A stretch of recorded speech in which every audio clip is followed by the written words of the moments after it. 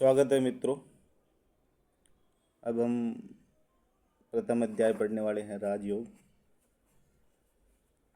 तो इसमें विवेकानंद जी कहते हैं, हमारे समस्त ज्ञान स्वानुभूति पर टिके हैं। आनुमानिक ज्ञान से सामान्यतर या सामान्य से विशेष दोनों की बुनियाद स्वानुभूति है। जिनको निश्चित विज्ञान कहते हैं उनकी सत्यता सहज ही लोगों की समझ में आ जाती है, क्योंकि वे प्रत्येक व्यक्ति से कहते हैं, तुम स्वयं यह देख लो कि यह बात सत्य है अथवा नहीं, और तब उस पर विश्वास करो। विज्ञानविद तुमको किसी भी विषय पर विश्वास कर बैठने को न कहेंगे। उन्होंने स्वयं कुछ विषयों का प्रत्यक्ष अनुभव किया है और उन पर विचार करके वे कुछ सिद्धांतों पर पहुँचे हैं। जब वे अपने उन सिद्धांतों पर हमसे विश्वास करने के लिए कहते हैं, तब वे जनसाधारण की अनुभूति पर उनके सत्यासत्य के निर्णय का भार छोड़ देते हैं। प्रत्येक निश्चित विज्ञान की एक सामान्य आधार भूमि है और उससे जो सिद्धांत उपलब्ध होते हैं, इच्छा करने पर कोई भी उनका सत्यासत्य तत्काल समझ ले सकता है। अब प्रश्न यह है, धर्म की ऐसी सामान्य आधार भूमि कोई है भी या नहीं? हमें इसका उत्तर देने के लिए हाँ और नहीं दोनों कहने होंगे।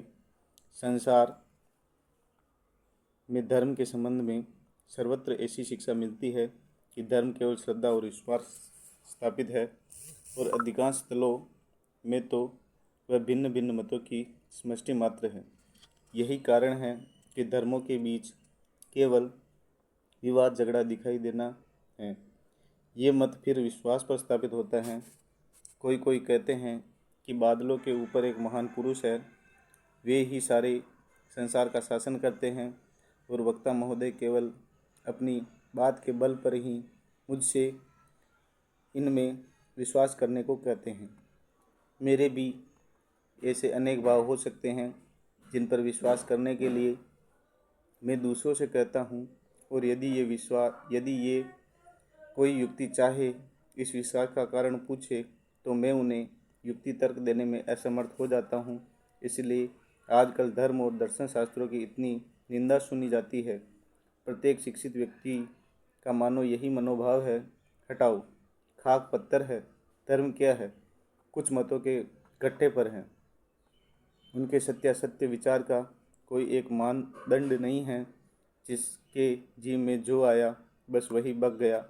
किंतु वे लोग चाहे जो कुछ सोचे, वास्तव में धर्म विश्वास की एक सार्वभौमिक भीति है। वही विभिन्न देशों के विभिन्न संप्रदायों के भिन्न भिन्न मतवादों और सब प्रकार के विभिन्न धारणाओं को नियमित करती है। उन सब के मूल में जाने पर हम देखते हैं कि वे सार्वजनिक अभिज्ञता और अनुभूति पर प्रतिष्ठित है। पहली बात तो यह है कि यदि आप पृथ्वी के भिन्न भिन्न धर्मों का जरा विश्लेषण करें तो आपको ज्ञात हो जाएगा कि वे दो श्रेणियों में विभक्त है। कुछ की शास्त्र भित्ति है और कुछ की शास्त्र भित्ति नहीं। जो शास्त्र भित्ति पर स्थापित है वे सुदृढ़ है। उन धर्मों के मानने वालों की संख्या भी अधिक है जिनकी शास्त्र भित्ति नहीं है। वे धर्म प्राय लुप्त हो गए हैं। कुछ नए उठे अवश्य है, पर उनके अनुयायी बहुत थोड़े हैं। फिर भी वक्त सभी संप्रदायों में यह मतैक्य दिख पड़ता है कि उनकी शिक्षा विशिष्ट व्यक्तियों के प्रत्यक्ष अनुभव मात्र है। ईसाई तुमसे अपने धर्म पर, ईसा के अवतारत्व पर, ईश्वर और आत्मा के अस्तित्व पर और उस आत्मा की भविष्य उन्नति की संभावनीयता पर विश्वास करने को कहता है। यदि मैं उससे इस विश्वास का कारण पूछूं तो वह कहता है, यह मेरा विश्वास है। किंतु यदि तुम ईसाई धर्म के मूल में जाओ तो देखोगी कि वह भी प्रत्यक्ष अनुभूति पर स्थापित है। ईसा ने कहा, मैंने ईश्वर के दर्शन किए हैं। उनके शिष्यों ने भी कहा, हमने ईश्वर का अनुभव किया है, इत्यादि इत्यादि। बौद्ध धर्म के संबंध में भी ऐसा ही है। बुद्ध देव की प्रत्यक्षानुभूति पर धर्म स्थापित है। उन्होंने कुछ सत्यों का अनुभव किया था, उन्होंने उन सब को देखा था, वे उन्हें सत्य के स्पर्श में आए थे और उन्हीं का उन्होंने संसार में प्रचार किया। हिंदुओं के संबंध में भी यह ठीक यही बात है। उनके शास्त्रों में ऋषि नाम से संबोधित किए जाने वाले ग्रंथ ग्रथा कह गए हैं। कि हमने कुछ सत्यों के अनुभव किए हैं और उन्हीं का वे सारांश में प्रचार कर रहे हैं। अतः यह स्पष्ट है कि संसार के समस्त धर्म उस प्रत्यक्ष अनुभव पर स्थापित है जो ज्ञान की सार्वभौमिक और सुदृढ़ भीति है। सभी धर्माचार्यों ने ईश्वर को देखा था, उन सभी ने आत्मदर्शन किया था, अपने अनंत स्वरूप का ज्ञान सभी को हुआ था, सब ने अपने भविष्य अवस्था देखी थी और जो कुछ उन्होंने देखा था उसी का वे प्रचार कर गए। भेद इतना ही है कि इनमें से अधिकांश धर्मों में विशेषतः आजकल एक अद्भुत दावा हमारे सामने उपस्थित होता है और वह यह है कि इस समय ये अनुभूति असंभव है जो धर्म के प्रथम संस्थापक हैं। वाद में जिनमें नाम से उस धर्म का प्रवर्तन और प्रचलन हुआ, ऐसे केवल थोड़े व्यक्तियों के लिए ही ऐसा प्रत्यक्ष अनुभव संभव हुआ था। अब ऐसे अनुभव के लिए कोई रास्ता नहीं रहा। फलतः अब धर्म पर विश्वास भर कर लेना होगा। इस बात को मैं पूरी शक्ति से अस्वीकृत करता हूँ। यदि संसार में किसी प्रकार के विज्ञान के किसी विषय की किसी ने कभी प्रत्यक्ष उपलब्धि की है तो इससे इस सार्वभौमिक सिद्धांत पर पहुंचा जा सकता है कि पहले भी कोटि कोटि बार उसकी उपलब्धि की संभावना थी और भविष्य में भी अनंत काल तक उनकी उपलब्धि की संभावना बनी रहेगी। एक रूपता ही प्रकृति का एक बड़ा नियम है। एक बार जो घटित हुआ वह पुनः घटित हो सकता है। इसलिए योग विद्या के आचार्यगण कहते हैं कि धर्म पूर्वकालीन अनुभूतियों पर केवल स्थापित ही नहीं परंतु इन अनुभूतियों के से स्वयं संपन्न हुए बिना कोई भी धार्मिक नहीं हो सकता। जिस विद्या के द्वारा ये अनुभूतियाँ होती है उसका नाम है योग। धर्म के सत्यों का जब तक कोई अनुभव नहीं कर लेता तब तक धर्म की बात करना ही वृथा है। भगवान के नाम पर इतनी लड़ाई, विरोध और झगड़ा क्यों? भगवान के नाम पर जितना खून बहा है उतना और किसी कारण से नहीं। ऐसा क्यों? इसलिए कि कोई भी व्यक्ति मूल तक नहीं गया। सब लोग पूर्वजों के कुछ आचारों का अनुमोदन करके ही संतुष्ट थे। वे चाहते थे कि दूसरे भी वैसा ही करें। जिन्हें आत्मा की अनुभूति या ईश्वर साक्षात्कार न हुआ हो उन्हें यह कहने का क्या अधिकार है कि आत्मा या ईश्वर है? यदि ईश्वर हो तो उनका साक्षात्कार करना होगा। यदि आत्मा नाम कोई चीज़ हो तो उसकी उपलब्धि करनी होगी, अन्यथा विश्वास न करना ही भला। ढोंगी होने से स्पष्टवादी नास्तिक होना अच्छा है। एक और आजकल के विद्वान कहलाने वाले मनुष्य के मन का भाव यह है कि धर्म, दर्शन और परम पुरुष का अनुसंधान यह सब निष्फल है, और दूसरी ओर जो अर्ध शिक्षित हैं उनका मनोभाव ऐसा जान पड़ता है कि धर्म, दर्शन आदि की वास्तव में कोई बुनियाद नहीं, उनकी इतनी ही उपयोगिता है कि वे संसार के मंगल साधन की बल्लभशाली प्रेरक शक्तियाँ हैं। यदि लोगों का ईश्वर की सत्ता में विश्वास रहेगा तो वे सतत नीतिपरायण और सौजन्यशाली नागरिक होंगे। जिनके ऐसे मनोभाव है उनको इसके लिए दोष नहीं दिया जा सकता है, क्योंकि वे धर्म के संबंध में जो शिक्षा पाते हैं वे केवल सार शून्य, अर्थहीन, अनंत शब्द स्मिष्ट पर विश्वास मात्र है। उन लोगों से शब्दों पर विश्वास करके रहने के लिए कहा जाता है। क्या ऐसा कोई कभी कर सकता है? यदि मनुष्य द्वारा यह संभव होता तो मानव प्रगति पर मेरी तिलमात्र श्रद्धा न रहती। मनुष्य चाहता है सत्य, वह सत्य का स्वयं अनुभव करना चाहता है, और जब वह सत्य की धारणा कर लेता है, सत्य का साक्षात कर लेता है, हृदय के अंतरतम प्रदेश में उसका अनुभव कर लेता है, वेद कहते हैं, तभी उसके सार संदेह दूर होते हैं, सारा तमोजाल छिन्न भिन्न हो जाता है और सारी वक्ता सीवी हो जाती है। विद्यते हृदय ग्रंथि सिद्ध्यते गर्नज्ञा क्षीयन्ते चाम्य कर्माणि तुष्टिये पगवरे। तो ये श्लोक दिया है। वेदा शुष्यन्तु विश्वे अमृत्यस्य पूहा आहे दामानि दिव्यानि तम्यु वेदा हमेत पुरुष महांतम आदि वर्ण तमस प्रस्थानतम तमेव विद्वतांति मृत्युमेति नाम पन्यता विद्येत न जाए। तो अर्थ, हे अमृत के पुत्रों, हे दिव्य वाम निवासियों, सुनो, मैंने अज्ञानतकार से आलोक में जाने का रास्ता पा लिया है जो समस्तम के पार है। उनको जानने पर ही वहाँ जाया जा सकता है। मुक्ति का और कोई दूसरा उपाय नहीं है। इस सत्य को प्राप्त करने के लिए राजयोग विद्या मानव के समक्ष यथार्थ, व्यवहारिक और साधन उपयोगी वैज्ञानिक प्रणाली रखने का प्रस्ताव करती है। पहले तो प्रत्येक विद्या के अनुसंधान और साधन की प्रणाली पृथक पृथक है। यदि तुम ज्योतिष होने की इच्छा करो और बैठे बैठे केवल ज्योतिष ज्योतिष कहकर चिल्लाते रहो और तुम कभी ज्योतिष शास्त्र के अधिकारी न हो सकोगे। रसायन शास्त्र के संबंध में भी ऐसा ही है। उसमें भी एक निर्दिष्ट प्रणाली का अनुसरण करना होगा। प्रयोगशाला में जाकर विभिन्न द्रव्यादि लेने होंगे, उनको एकत्र करना होगा, उन्हें उचित अनुपात में मिलाना होगा, फिर उनको लेकर उनकी परीक्षा करनी होगी, तब कहीं तुम रसायनविद हो सकोगे। यदि तुम ज्योतिष होना चाहते हो तो तुम्हें वेधशाला में जाकर दूरबीन की सहायता से ताराओं और ग्रहों का परीक्षण करके उनके विषय में आलोचना करनी होगी, तभी तुम ज्योतिषी हो सकोगे। प्रत्येक विद्या की अपनी एक निर्दिष्ट प्रणाली है। मैं तुम्हें सैकड़ों उपदेश दे सकता हूँ, परंतु तुम यदि साधना न करो तो तुम कभी धार्मिक न हो सकोगे। सभी युगों में, सभी देशों में निष्काम शुद्ध स्वभाव साधु महापुरुष इसी सत्य का प्रचार कर गए हैं कि संसार का हित छोड़कर अन्य कोई कामना उनमें नहीं थी। उन सभी लोगों ने कहा कि इंद्रियां हमें जहाँ तक सत्य का अनुभव करा सकती हैं, हमने उससे उच्चतर सत्य प्राप्त कर लिया है, और वे उसी परीक्षा के लिए तुम्हें बुलाते हैं।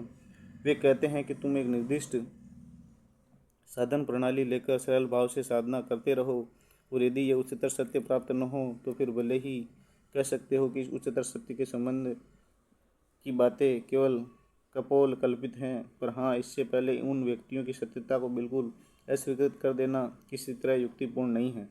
अतएव निर्दिष्ट साधन प्रणाली लेकर श्रद्धापूर्वक साधना करना हमारे लिए आवश्यक है, और तब प्रकाश निश्चित ही आएगा। कोई ज्ञान प्राप्त करने के लिए हम साधारणीकरण की सहायता लेते हैं। इसके लिए घटनाओं का पर्यवेक्षण आवश्यक है।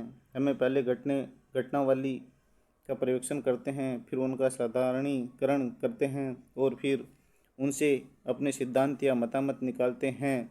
अब जब तक यह प्रत्यक्ष नहीं कर लेते कि हमारे मन के भीतर क्या हो रहा है और क्या नहीं, तब तक हम अपने मन के संबंध में, मनुष्य की आभ्यंतरिक प्रकृति के संबंध में, मनुष्य के विचार के संबंध में कुछ भी नहीं जान सकते।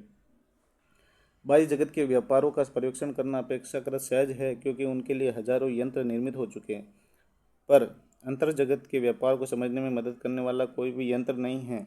किंतु फिर भी हम ये निश्चय पूर्वक जानते हैं कि किसी विषय का यथार्थ ज्ञान प्राप्त करने के लिए पर्यवेक्षण आवश्यक है।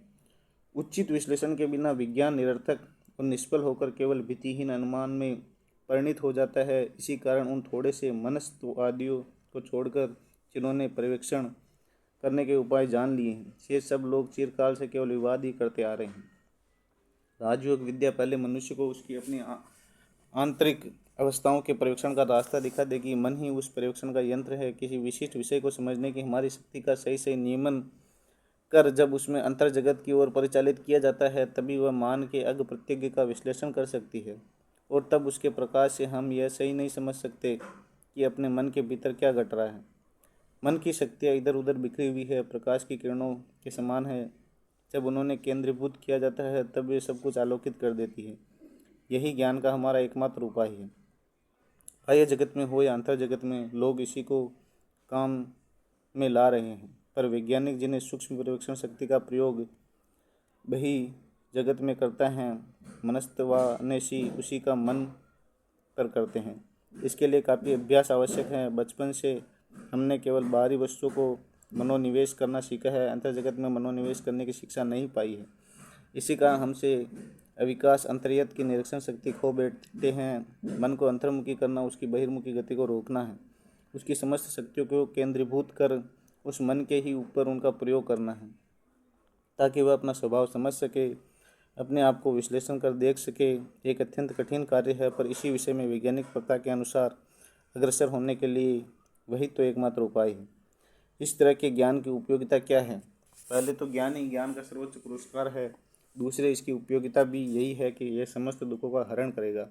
जब मनुष्य अपने मन का विश्लेषण करते करते ऐसी एक वस्तु के साक्षात्कार दर्शन कर लेता है जिसका किसी काल में नाश नहीं, जो स्वरूप नित्य पूर्ण और नित्य शुद्ध है, तब उसको फिर दुख नहीं रह जाता। उसका सारा विषाद न जाने कहाँ गायब हो जाता है। भय और अपूर्ण वासना ही समस्त दुखों का मूल है। पूर्वोक्त अवस्था के प्राप्त होने पर मनुष्य समझ जाता है कि उसकी मृत्यु किसी काल में नहीं है, तब उसे फिर मृत्यु भय नहीं रह जाता। अपने को पूर्ण समझ सकने पर आसार वासनाएं फिर नहीं रहती। पूर्वोक्त कारण द्वय का अभाव हो जाने पर फिर कोई दुख नहीं रह जाता। उसी जगह इसी देह में परमानंद की प्राप्ति हो जाती है। ज्ञान लाश का एकमात्र उपाय है एकाग्रता। रसायन तत्वों ने सी अपनी प्रयोगशाला में जाकर अपने मन की समस्त शक्तियों को केंद्रीभूत करके जिन वस्तुओं का वह विश्लेषण करता है उन पर प्रयोग करता है और इस प्रकार वह उनके रहस्य जान लेता है। ज्योतिषी अपने मन की समुद्री शक्तियों को एकमात्र करके दूरबीन के भीतर से आकाश में प्रक्षेपित करता है और बस त्यों ही सूर्य, चंद्र और ताराएं अपना अपना रहस्य उसके निकट खोल देती है। मैं जिस विषय पर बातचीत कर रहा हूँ कि उस विषय में जितना मनोनिवेश कर सकूँगा उतना ही इस विषय का गूढ़ तत्व तुम लोगों के निकट प्रकट कर सकूँगा। तुम लोग मेरी बात सुन रहे हो, तुम लोग जितना इस विषय में मनोनिवेश करोगे उतना ही मेरी बात की स्पष्ट रूप से धारणा कर सकोगे। मन की शक्तियों को एकाग्र करके ने के सिवा अन्य किसी तरह संसार में ये समस्त ज्ञान उपलब्ध हुए हैं। यदि प्रकृति के द्वार पर आघात करना मालूम हो गया तो उस पर कैसे धक्का देना चाहिए, ये ज्ञात हो गया तो बस प्रकृति अपना सारा रहस्य खोल देगी। उस आघात की शक्ति और तीव्रता एकाग्रता से ही आती है। मानव मन की शक्ति की कोई सीमा नहीं, वह जितना ही एकाग्र होता है उतनी उसकी शक्ति एक लक्ष्य पर आती है। बस यही रहस्य है। मन को बाहरी विषय पर स्थिर करना अपेक्षाकृत सहज है। मन स्वभाव बहिर्मुखी है, किंतु धर्म, मनोवैज्ञानिक अथवा दर्शन के लिए विषय में ऐसा नहीं है। यहाँ तो ज्ञाता और ज्ञेय, विषय और विषयी एक है। यहाँ प्रमेय विषय एक अंदर की वस्तु है, मन ही यहाँ प्रमेय है। मनरत्व का अन्वेषण करना ही यहाँ प्रयोजन है और मन ही मनुष्यत्व के अन्वेषण का कर्ता है।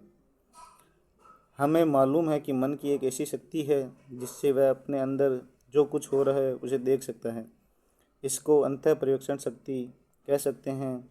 मैं तुमसे बातचीत कर रहा हूँ, फिर साथ ही मैं मानो एक और व्यक्ति होकर बाहर खड़ा हूँ। जो कुछ कह रहा हूँ वह जान सुन रहा हूँ। तुम एक ही समय काम और चिंतन दोनों कर रहे हो, परंतु तुम्हारे मन का एक और अंश मानो बाहर खड़े होकर तुम जो कुछ चिंतन कर रहे हो उसे देख रहा है। मन की समस्त शक्तियों को एकत्र करके मन पर ही उनका प्रयोग करना होगा। जैसे सूर्य की तीक्ष्ण किरणों के सामने घने अंधकारमय स्थान भी अपने गुप्त तथ्य खोल देते हैं, उसी तरह यह एकाग्र मन अपने सब अंतरतम रहस्य प्रकाशित कर देगा। तब हम विश्वास की सच्ची बुनियादी पर पहुँचेंगे। तब हमको सही सही धर्म प्राप्ति होगी। तभी आत्मा है या नहीं, जीवन केवल इस सामान्य जीवित काल तक ही निर्मित है अथवा अंतर कालव्यापी है, और संसार में कोई ईश्वर है या नहीं, यह सब हम स्वयं देख सकेंगे। सब कुछ हमारे ज्ञान चक्षुओं के सामने उद्भासित होगा। राजयोग हमें यही शिक्षा देने के लिए अग्रसर होता है। इसमें जितने उपदेश हैं उन सब का उद्देश्य प्रथम मत मन की एकाग्रता का साधन है। इसके बाद उसके गंभीरतम प्रदेश में कितने प्रकार के भिन्न भिन्न कार्य हो रहे हैं उनका ज्ञान प्राप्त करना है। तत्पश्चात उनसे साधारण सत्यों को निकालकर उनमें अपने एक सिद्धांत पर उपतीत होना। इसी के लिए राजयोग की शिक्षा किसी धर्म विशेष पर आधारित नहीं है। तुम्हारा धर्म चाहे जो हो, तुम चाहे आस्तिक हो या नास्तिक, यहूदी हो या बौद्ध या ईसाई, इसमें कुछ बनता बिगड़ता नहीं। तुम मनुष्य हो, बस यही प्राप्त है। प्रत्येक मनुष्य में धर्म तत्व का अनुसंधान करने की शक्ति, उसे उसका आविष्कार है। प्रत्येक व्यक्ति का किसी भी विषय में क्यों न हो कारण पूछने का अधिकार है, और उसमें ऐसी शक्ति भी है कि वह अपने भीतर से ही उन प्रश्नों के उत्तर पा सके। पर हाँ, उसके लिए कुछ कष्ट उठाना पड़ेगा। अब तक हमने देखा इस राजयोग की साधना में किस प्रकार के विश्वास की आवश्यकता नहीं है। जब तक कोई बात स्वयं प्रत्यक्ष न कर सको तब उस पर विश्वास न करो। राजयोग यही शिक्षा देती है कि सत्य को प्रतिष्ठित करने के लिए अन्य किसी सहायता की आवश्यकता नहीं है।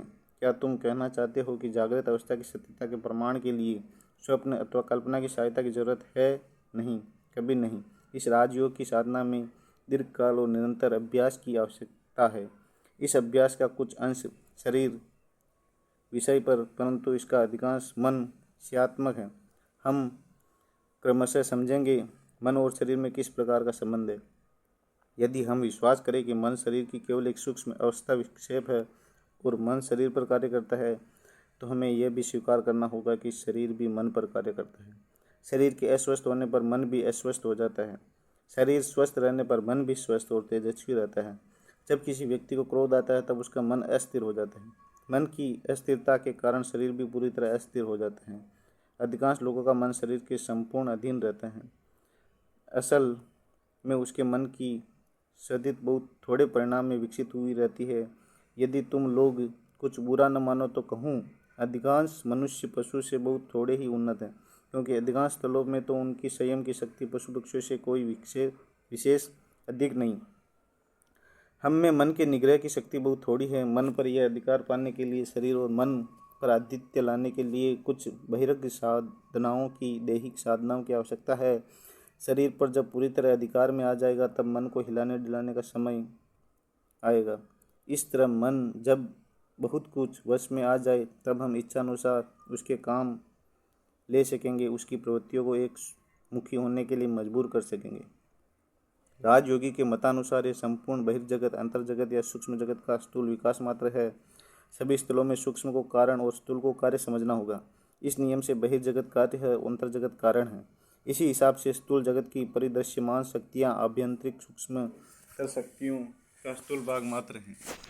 जिन्होंने इन आभ्यंतरिक शक्तियों का आविष्कार करके उन्हें इच्छानुसार चलाना सीख लिया है, वे संपूर्ण प्रकृति को वश में कर सकेंगे। संपूर्ण जगत को वशीभूत करना और सारी प्रकृति पर अधिकार हासिल करना, इस बृहत कार्य को योगी अपना कर्तव्य समझते हैं।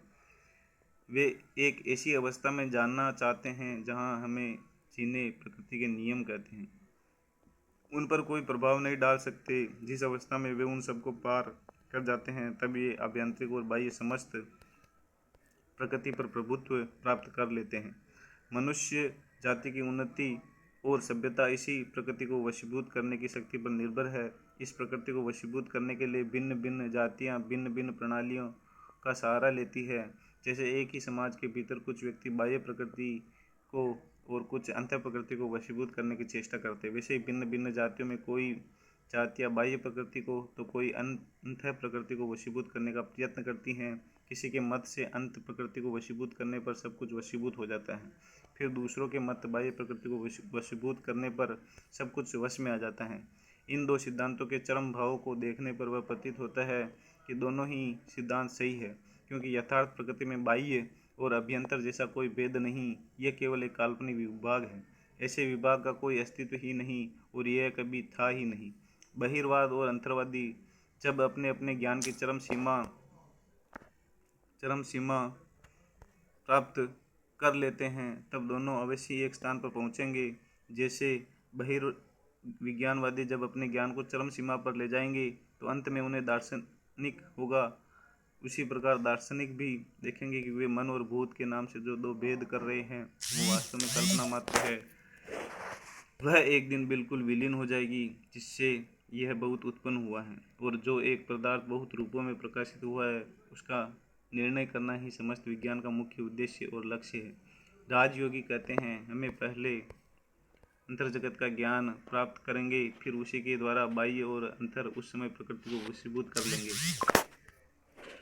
प्राचीन काल से ही लोग इसके लिए प्रयत्नशील रहे हैं। भारतवर्ष में इसकी विशेष चेष्टा होती रही है, परंतु दूसरी जातियों ने भी इस ओर कुछ प्रयत्न किए हैं। पाश्चात्य देशों में लोग इसको रहस्य या गुप्त विद्या सोचते थे। जो लोग इसका अभ्यास करने चाहते थे उन पर अघोरी, ऐन्द्रिकजालिक आदि अपवाद लगाकर उन्हें जला दिया अथवा मार डाला जाता था। भारतवर्ष में अनेक कारणों से यह विद्या ऐसे व्यक्तियों के हाथ पड़ी जिन्होंने इसका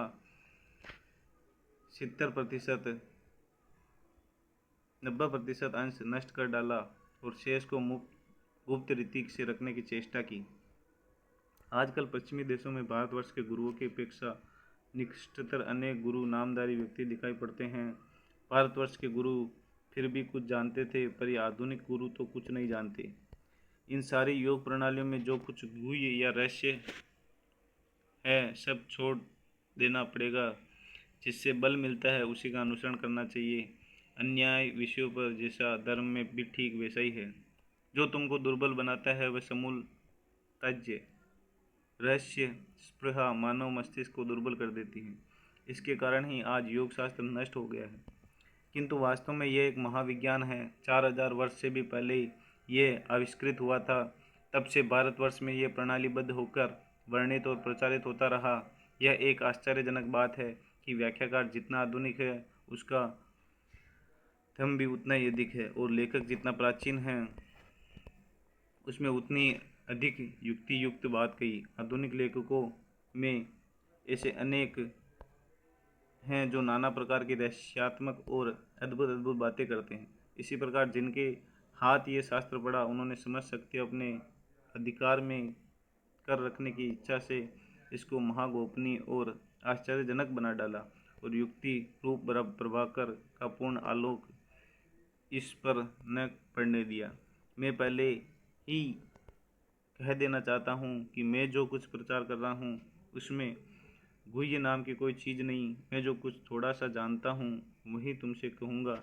जहाँ तक ये युक्ति से समझाया जा सकता है वहाँ तक समझाने की कोशिश करूँगा, परंतु मैं जो नहीं समझ सकता उसके बारे में कह दूँगा। शास्त्र का यह कथन है, अंधविश्वास करना अन्याय है। अपनी विचार शक्ति और युक्ति काम में लानी होगी। ये प्रत्यक्ष करके देखना होगा कि शास्त्र में जो कुछ लिखा है वह सत्य है या नहीं। जड़ विज्ञान तुम जिस ढंग से सीखते हो ठीक उसी प्रणाली से यह धर्म विज्ञान भी सीखना होगा। इसमें गुप्त रखने की कोई बात नहीं है, किसी विपत्ति की भी आशंका नहीं है। इसमें जहाँ तक सत्य है उसका सबके समक्ष राजपथ पर प्रकट रूप से प्रचार करना आवश्यक है। यह सब किसी प्रकार छिपा रहने की चेष्टा करने से अनेक प्रकार की विपत्तियाँ उत्पन्न होती हैं। कुछ और अधिक कहने के पहले मैं सांख्य दर्शन के संबंध में कुछ कहूँगा। इस सांख्य दर्शन पर राजयोग विद्या स्थापित है। सांख्य दर्शन के मन से किसी विषय के ज्ञान की प्रणाली इस प्रकार है। प्रथम मत विषय के साधु चक्षु सात चक्षु आदि बाह्य कारणों का संयोग होता है। ये चक्षु आदि बाहरी करण फिर उससे मस्तिष्क स्थित अपने अपने केंद्र अर्थात इंद्रियों के पास भेजते हैं। इंद्रिया मन के निकट और मन उसके निश्चयात्मिक बुद्धि के पास ले जाता है। तब पुरुष या आत्मा उसका ग्रहण करती है। फिर जिस सोपान क्रम में होता है विषय अंदर आया था उसी में से होते हुए लौट जाने की पुरुष मानो उसे आज्ञा देता है। इस प्रकार विषय गृहीत होता है। पुरुष को छोड़कर शेष सब जड़ है, पर आँख आदि बाहरी कारणों की अपेक्षा मन सूक्ष्मतर भूत से निर्मित है। मन जिस उपादान से निर्मित है उसके क्रमशः स्थूलतर होने पर तंत्र मात्राओं की उत्पत्ति होती है। उनके और भी स्थूल हो जाने पर परिदृश्यमान भूतों की उत्पत्ति होती है। यही सांख्य का मनोविज्ञान है।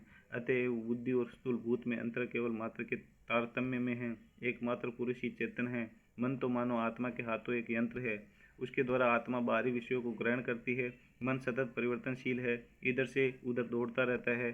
कभी सभी इंद्रिय से लगा रहता है तो कभी एक से, और कभी किसी भी इंद्रिय से संलग्न नहीं रहता। मान लो मैं मन लगाकर एक घड़ी की टिक टिक सुन रहा हूँ। ऐसी दशा में आंखें खुली रहने पर भी मैं कुछ देख नहीं पाऊँगा। इससे स्पष्ट समझ में आ सकता है कि मन जब श्रवणेंद्रिय से लगा था तो दर्शनेंद्रिय से उसका संयोग न था, पर पूर्णता प्राप्त मन सभी इंद्रियों से एक साथ लगाया जा सकता है। उसकी अंतर्दृष्टि की शक्ति है जिसके बल से मनुष्य अपने अंतर के सबसे गहरे प्रदेश तक में नज़र डाल सकता है। इस अंतर्दृष्टि का विकास साधन ही योगी का उद्देश्य है। मन की समस्त शक्तियों को एकत्र करके भीतर की ओर मोड़ कर वे जानना चाहते हैं कि भीतर क्या हो रहा है।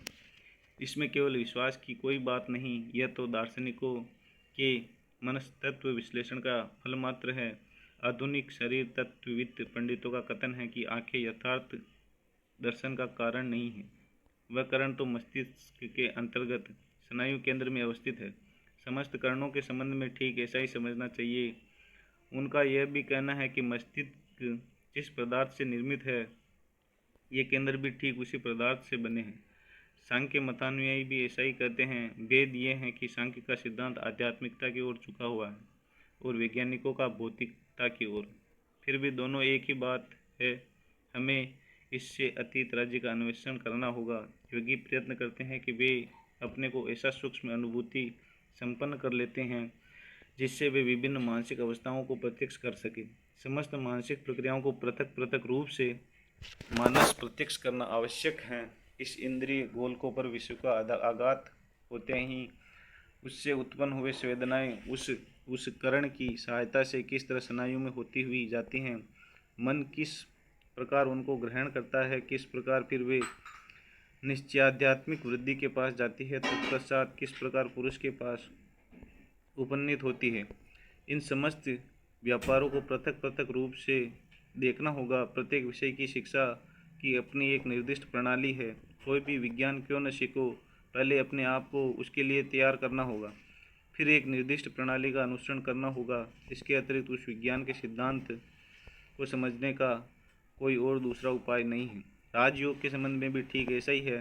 भोजन के संबंध में कुछ नियम आवश्यक है जिसमें मन पूर्वक पवित्र रहे, ऐसा भोजन करना चाहिए। तुम यदि किसी चिड़ियाघर में जाओ तो भोजन के साथ जीव का क्या संबंध है, ये भली बात समझ में आ जाएगा। हाथी बड़ा भारी प्राणी है, परंतु उसकी प्रकृति बड़ी शांत है, और यदि तुम सिंह या बाघ के पिंजरे की ओर जाओगे तो देखोगे कि वे बड़े चंचल हैं। इससे समझ में आ जाता है कि आहार का तारतम्य कितना भयानक परिवर्तन कर देता है। हमारे शरीर के अंतर्गत जितनी शक्तियाँ खेल रही हैं वे सारी आहार से पैदा हुई, और यदि हम प्रतिदिन प्रत्यक्ष देखते हैं, यदि तुम उपवास करना आरंभ कर दो तो तुम्हारा इस शरीर दुर्बल हो जाएगा, दैहिक शक्तियों का ह्रास होगा, और कुछ दिनों बाद मानसिक शक्तियाँ भी क्षीण होने लगेगी। पहले स्मृति शक्ति जाती रहेगी, फिर ऐसा समय आएगा जब सोचने के लिए भी सामर्थ्य न रह जाएगी। किसी विषय पर गंभीर रूप से विचार करना तो दूर की बात रहे। इसलिए साधना की पहली अवस्था में भोजन के संबंध में विशेष ध्यान रखना होगा।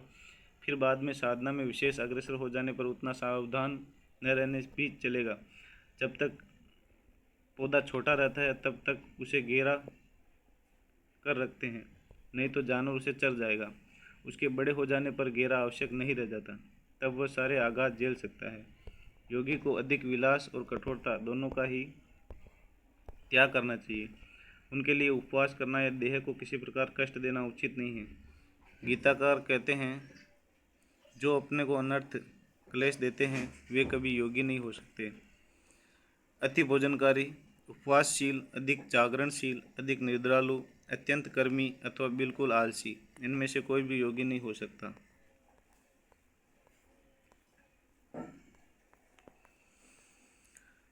तो इस तरह पहला अध्याय पूरा हो गया है मित्रों।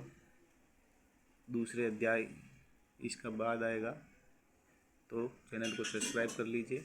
और इसी तरह विवेकानंद की इस किताब को हम और आप साथ में पढ़ते रहेंगे। तो मिलते हैं अगले एपिसोड में।